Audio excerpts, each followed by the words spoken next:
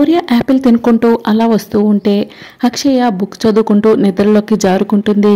శౌర్య అక్షయ్ను చూసి ఇది చదివి కలెక్టర్ అయిపోదాం అనుకుంటుందేమో అని మనసులో అనుకుంటుంది. ఇక అప్పుడే అమ్మవారి కోసం వేదవతి పూలమాల కట్టుకుని వస్తూ ఉంటుంది. అప్పుడే వేదవతి ఫోన్ రింగ్ అవుతూ ఉంటే చేతిలో ఉన్న పూలమాలను టేబుల్ మీద పెట్టి ఫోన్ మాట్లాడుతూ ఉంటుంది.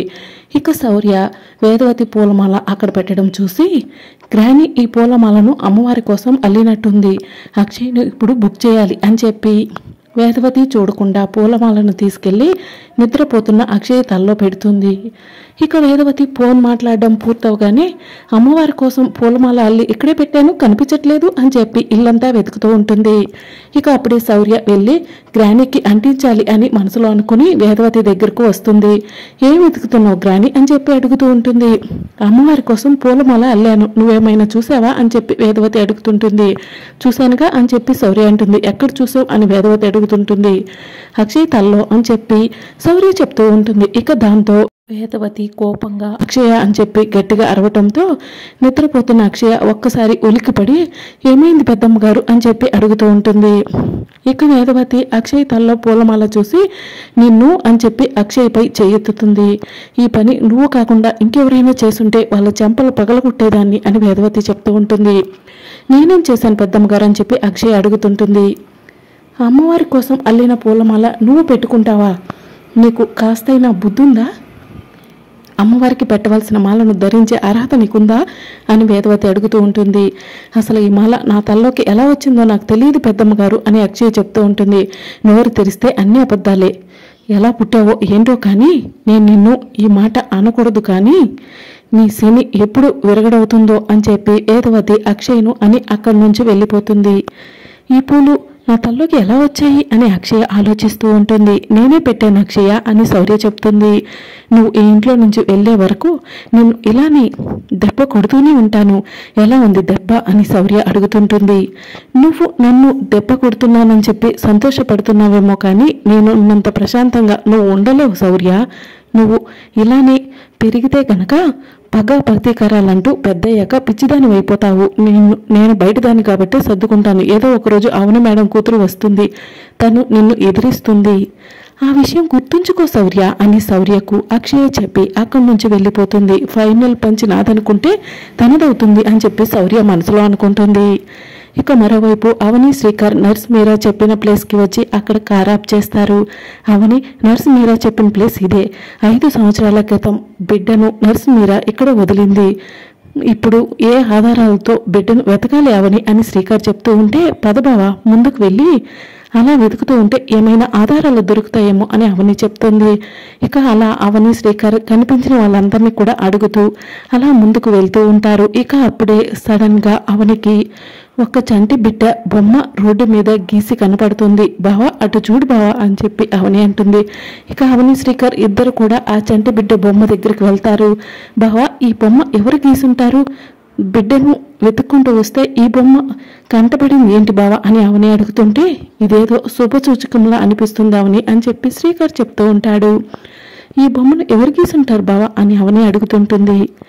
ఇక అప్పుడు ఒక చెట్టు కింద ఒక పెద్ద ఆయన గుడ్డివాడిగా ఉంటాడు, నేనే గీసానని చెప్పి చెప్తూ ఉంటే అవని శ్రీకర్ అతని దగ్గరకు పరిగెత్తుకుంటూ వెళ్ళి ఈ బొమ్మ గీసింది ఎవరు అని చెప్పి అడుగుతుంటారు.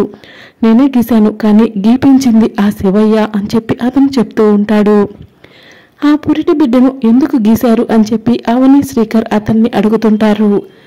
అది నా వృత్తి, నేను ఒక కళాకారుణ్ణి, గతంలో ఎన్నో బొమ్మలు గీశాను, కానీ ఒక 6 సంవత్సరాల నుంచి మాత్రం ఆ పురిట్లో బిడ్డను మాత్రమే గీస్తున్నాను అని చెప్పి అతను చెప్తూ ఉంటాడు. ఇక దాంతో అవని శ్రీకర్కి అనుమానం వచ్చి 6 సంవత్సరాల నుంచి పురిట్లో బిడ్డను మాత్రమే ఎందుకు గీస్తున్నారు అని చెప్పి అడుగుతుంటారు.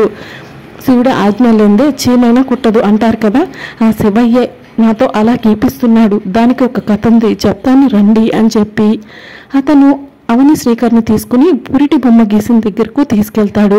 సరిగ్గా 6 సంవత్సరాల కిందట 2019 సంవత్సరం శుక్రవారం 19వ తారీఖు ఒక నర్సమ్మ ఒక ఆడబిడ్డను తీసుకొచ్చి ఇక్కడే వదిలి వెళ్ళిపోయింది. పాప చాలాసేపు ఏడ్చింది. ఏడుస్తూ ఏడుస్తూ చాలా చీకటైపోయింది. కొంతమంది భూచోళ్ళు వచ్చారు. ఆ పాపను ఎత్తుకుపోబోతూ ఉంటే ఒక దేవతలాగా ఒక అమ్మాయి ప్రత్యక్షమైంది అని చెప్పి ఆ రోజు ఆరు వచ్చి పాపను ఎత్తుకోవడం, రౌడీలను కొట్టడం ఇదంతా కూడా ఆ కళాకారుడు అవని శ్రీకర్ కళ్ళకు కట్టినట్టు చూపిస్తూ ఉంటాడు. ఈ బిడ్డను నేను చేర్చాల్సిన చోటికే చేరుస్తానని చెప్పి ఆరు బిడ్డను తీసుకుని వెళ్ళటం ఇదంతా కూడా అవని శ్రీకర్కి కళాకారుడు చెప్తూ ఉంటాడు. ఈ పాప దైవాంశ సంభూతురాల్లా అనిపించింది. అప్పటి నుంచి ఈ పాప బొమ్మని ఇలా గీస్తూ జీవనం సాగిస్తున్నాను. ఈ ఏకకాకి అన్నం పెడుతున్న అన్నపూర్ణాదేవి ఈ బిడ్డే, బొమ్మ బాగుంది కదా అని చెప్పి కళాకారుడు అవని శ్రీకర్ని అడుగుతుంటాడు. బిడ్డ ముద్దుగా ఉంది కదా, మీరు కూడా ఎంతో కొంత డబ్బు వేసి వెళ్ళండి అని చెప్పి కళాకారుడు అక్కడి నుంచి పక్కకు వెళ్ళి చెట్టు దగ్గర కూర్చుంటాడు.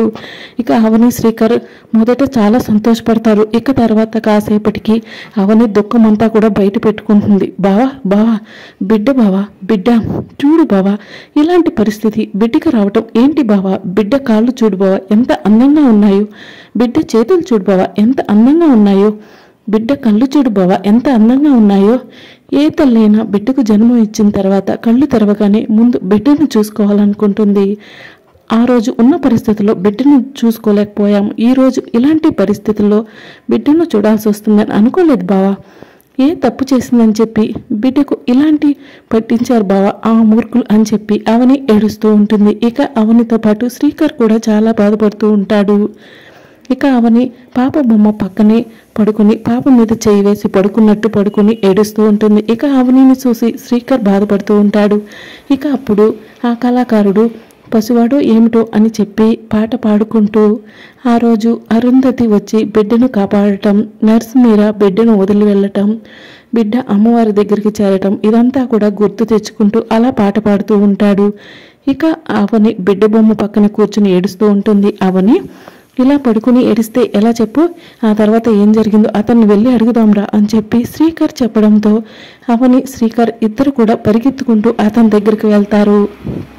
మీరెందుకు ఏడుస్తున్నారు అని చెప్పి అతను అవని శ్రీకర్ని అడుగుతుంటాడు. బిడ్డను 6 సంవత్సరాల కిందట దూరం చేసుకునింది, ఈ మధ్య ఆ బిడ్డ బ్రతుకుందని తెలిసిందని చెప్పి అవని శ్రీకర్ అతనికి చెప్తూ ఉంటారు. అయ్యా బిడ్డ గురించి వెతుకుతూ ఉంటే దొరికిన ఆధారం నువ్వు ఒక్కడవే, ఆ తర్వాత బిడ్డను ఆవిడ ఎక్కడికి తీసుకెళ్ళిందో చెప్తావా అని చెప్పి అవని శ్రీకర్ కళాకారుని అడుగుతుంటారు. చెప్తాను, శివయ్య ఎన్ని సంవత్సరాలకి మిమ్మల్ని పంపించాడా, ఆ శివయ్య ఏదనుకుంటే అదే చేస్తాడు, రండి నాతో రండి చూపిస్తాను అని చెప్పి ఆ కళాకారుడు అవని శ్రీకర్ని తీసుకుని అలా వెళ్తూ ఉంటాడు. ఇక అవని శ్రీకర్ ఏమీ అర్థం కాక అతని వెనకే వెళ్తూ ఉంటారు. ఇంకా అలా వెళ్తూ ఉంటే అతను సడన్గా ఒక దగ్గర ఆగిపోతాడు. ఏమైందయ్యా, ఎందుకు ఇక్కడే ఆగిపోయావు, ఇక్కడి నుంచి బిడ్డను ఆవిడ ఎక్కడికి తీసుకెళ్ళింది అని అవని శ్రీకర్ అడుగుతుంటారు. నాకు ఇక్కడి వరకు బిడ్డను తీసుకురావడం మాత్రమే కనిపించింది, తర్వాత కనిపించలేదు అని చెప్పి ఆ కళాకారుడు చెప్తుంటే ఒక్కసారి బాగా గుర్తు తెచ్చుకోండి అని చెప్పి అవని శ్రీకర్ అంటూ ఉంటారు. నాకు గుర్తుంది మాత్రమే చెప్తున్నాను, గుర్తులేంది నేను ఎలా చెప్తానని చెప్పి ఆ కళాకారుడు అంటూ ఉంటాడు. అది కూడా నిజమే కదా అవని, అతను గుర్తున్న వరకు చెప్తున్నాడు అని చెప్పి శ్రీకర్ చెప్తూ ఉంటాడు. మీకు ఎంత డబ్బు కావాలన్నా ఇస్తాము, ఆ బిడ్డ కావాలి, ఒక్కసారి గుర్తు తెచ్చుకోండి అని అవని అడుగుతుంటుంది. అక్కడ వరకే నాకు కనపడ్డది, తర్వాత కనిపించలేదు అని చెప్పి అతను చెప్తూ ఉంటాడు. ఇక ఇక్కడి నుంచి ఆవిడ బిడ్డను ఎటు తీసుకెళ్ళిందో నాకు తెలియదు, ఈ చుట్టుపక్కల ఉన్న గుళ్ళన్నీ కూడా వెతకండి, ఏ అమ్మవారి దగ్గర మీ బిడ్డ ఉందో తెలుసుకోండి, తప్పకుండా ఏదో ఒక అమ్మవారు మీ బిడ్డను చేరదీసే ఉంటుంది.